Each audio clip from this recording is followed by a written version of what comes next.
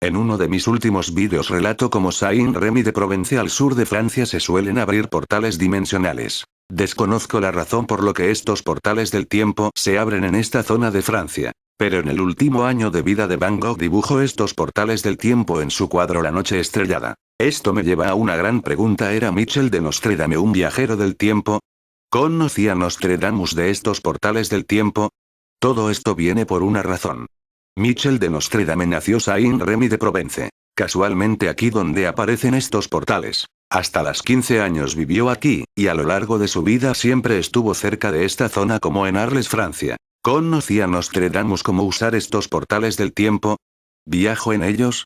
Esta podría ser la razón por la que Michel de Nostredame podía ver el futuro, solo que él contaba las cosas desde el punto de vista de una persona del año 1535. Van Gogh dibujó en su noche estrellada en Saint-Rémy de Provence unas extrañas espirales parecidas a las que se vieron en el año 2009 en Noruega. Van Gogh dibujó su noche estrellada en el año 1890, el mismo año en la que murió de forma misteriosa de un tiro. Quizás alguien se molestó por lo que contaba Van Gogh en su cuadro.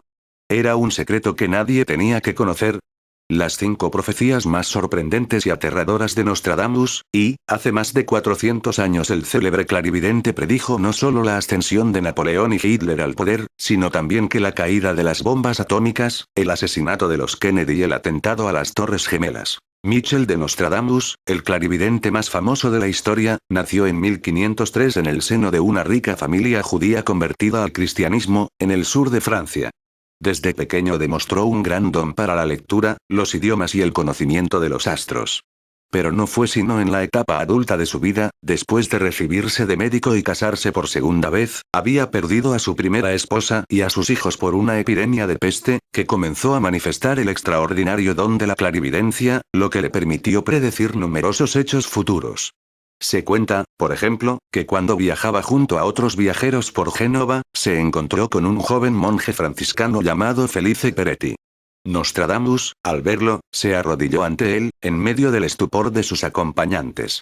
«No hago otra cosa que rendir el debido respeto a su santidad», dijo Nostradamus a modo de explicación, aunque nadie lo entendió. Nadie se imaginaba que, muchos años después, ese mismo monje franciscano se convertiría en papa bajo el nombre de Sixto V. Ya en la etapa final de su vida, Nostradamus predijo también la muerte del rey Enrique II, a causa de las heridas recibidas en un torneo, lo que causó una profunda impresión en la época. Todo ello le granjeó la amistad y admiración de reyes y potentados hasta el día de su muerte, a los 62 años. A manera de fabuloso pero terrorífico testamento para la humanidad, Nostradamus dejó escritas en un estilo oscuro y hermético sus famosas profecías o profeties, las que dividió en 10 tomos o centurias, cada una de ellas formada a la vez por 100 predicciones de 4 versos. Según explicó el propio adivino en la primera centuria, su técnica adivinatoria consistía en sentarse delante de un trípode frente al cual había un recipiente de cristal con agua. El sabio permanecía allí hasta que, en forma de llama luminosa, le llegaba la inspiración profética. Sus profecías hoy gozan de inmensa popularidad y se siguen analizando y estudiando con obsesión y entusiasmo. Entre sus más increíbles vaticinios, que tuvieron el valor de irse cumpliendo indefectiblemente a medida que pasaban los siglos, se encuentran los siguientes. 1. La independencia de los Estados Unidos de América. En la centuria cuarteta 96, Nostradamus escribe que la hermana de las Islas Británicas, 15 años antes que su hermano nacerá, por su promesa demuestra ser cierta, sucederá al reino de la balanza. La hermana de las Islas Británicas de estos versos correspondería a los Estados Unidos de América, colonia inglesa que se convirtió en república independiente en 1776, 15 años antes que Francia, país que los ayudó en la causa independentista, declarara una nueva república en 1791. El último verso aludiría a que Estados Unidos sucedió a Gran Bretaña en el reino del poder mundial, cosa que ocurrió en el pasado siglo. 2. Nacimiento y ascenso al poder de Napoleón Bonaparte. En la centuria cuarteto LX, Nostradamus escribe que un emperador nacerá cerca de Italia, que costará un alto precio al imperio, dirán, los que con él se juntan, que es más carnicero que príncipe. Los estudiosos afirman que estos versos predijeron, 2 siglos antes, el nacimiento de Napoleón Bonaparte, natural de la isla de Córcega, un territorio insular de soberanía francesa ubicado frente a Italia. Con respecto al alto precio, este correspondería al vaciamiento de las arcas fiscales francesas hecho por Napoleón para financiar las campañas militares que lo convirtieron en amo indiscutible de Europa.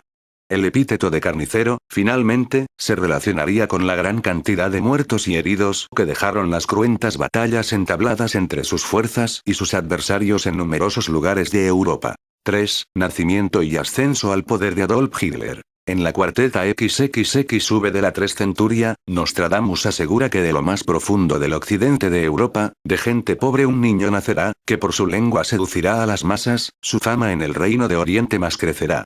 Estos versos, según algunos, no podrían ser más certeros y se referirían claramente a Adolf Hitler.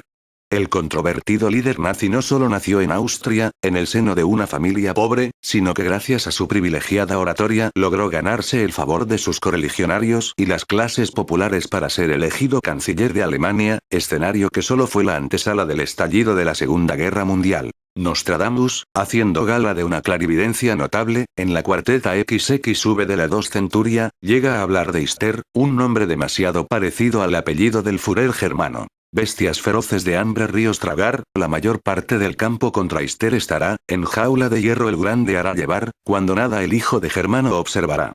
Estos versos, aparte de precisar el apellido del líder alemán, aludirían a la gran coalición de países que se opusieron a las tropas del Tercer Reich en los campos de batalla de África y Europa. 4. La Guerra Civil Española. En la centuria noveno, cuarteta 41, se afirma que de Castillo Franco saldrá la asamblea, el embajador no grato será Cisma. Los de Riviere estarán en la pelea, y en el gran abismo negarán la entrada.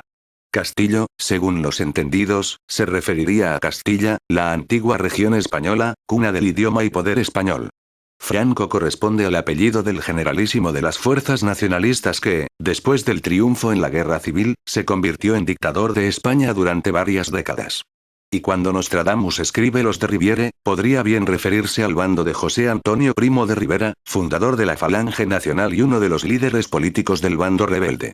Y, en el último verso, el gran abismo sería la Segunda Guerra Mundial, la misma guerra a la que Francisco Franco se negó a entrar. 5. El lanzamiento de las bombas atómicas sobre Hiroshima y Nagasaki. En la cuarteta sexto de la 2 centuria, Nostradamus escribió que, cerca de las puertas y dentro de 2 ciudades, habrá 2 azotes como nunca vio nada igual, hambre, dentro de la peste, por el hierro fuera arrojados, pedir socorro al gran Dios inmortal.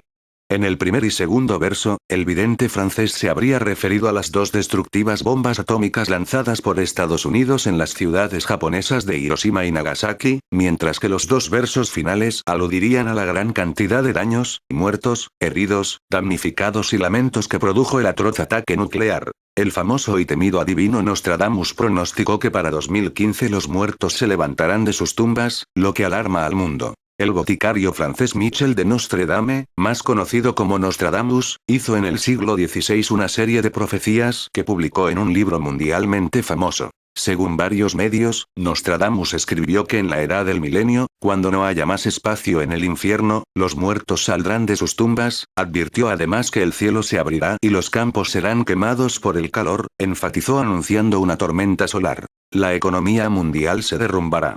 Los ricos morirán muchas veces, sentenció. Y aunque Van Gogh en sus pinturas retrataba con frecuencia lugares reales con tremenda exactitud, los historiadores de arte no encuentran qué estrellas y planetas están siendo representados en esta noche repleta de luces brillantes. Y para descifrar qué espiral, cometa o resto de supernova están ocultas en el óleo, un grupo de scavenger cazadores de tesoros en Internet, han creado este maravilloso collage.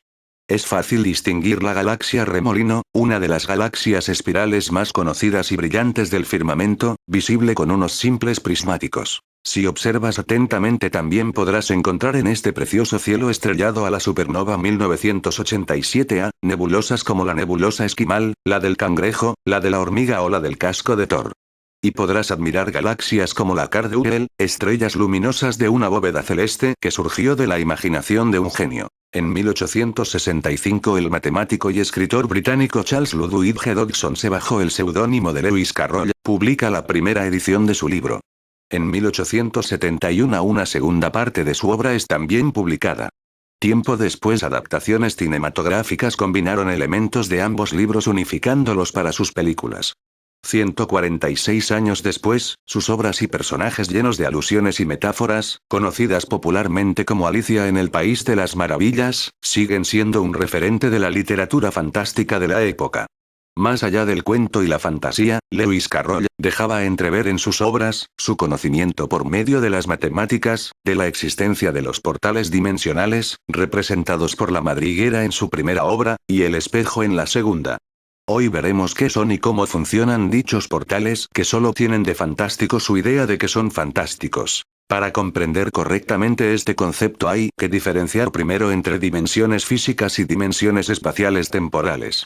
Las dimensiones físicas están explicadas en el artículo explicando las dimensiones, donde también dejo ver entre líneas la existencia de las dimensiones espacio-temporales. Dentro mismo de la realidad subjetiva, se encuentra coexistiendo una cantidad indefinida de realidades paralelas, tan físicas como esta en la que nos encontramos usted y yo, pero a la vez tan imperceptibles para nuestros sentidos como las ondas de radio o las señales de microondas de los teléfonos celulares. Estas realidades paralelas son las dimensiones espacio-temporales. Cuando la realidad paralela se encuentra en el mismo espacio pero en distinto tiempo, es una dimensión temporal. Cuando la realidad paralela se encuentra en el mismo tiempo pero en diferente espacio es una dimensión espacial. Ejemplo de la primera son los viajes en el tiempo, la videncia, la precognición, las corazonadas, las profecías, el déjà vu. Ejemplo de la segunda son los universos paralelos, el multiuniverso, la mediumnidad, los viajes astrales, las posesiones, los mitos de duendes, hadas, gnomos etc., demonios, ángeles, genios y afines. Dentro de cada una de estas dos clases de dimensiones espacio-temporales, hay otras subdimensiones que no explicaré ahora, pues esto es suficiente para la comprensión del artículo. Desde tiempos inmemoriales se conocen lugares específicos como Stonehenge y formas de abrir portales por donde comunicarse y hasta poder acceder a estas dimensiones. Chamanes, brujos y sacerdotes se reservaron el secreto de sus llaves durante milenios.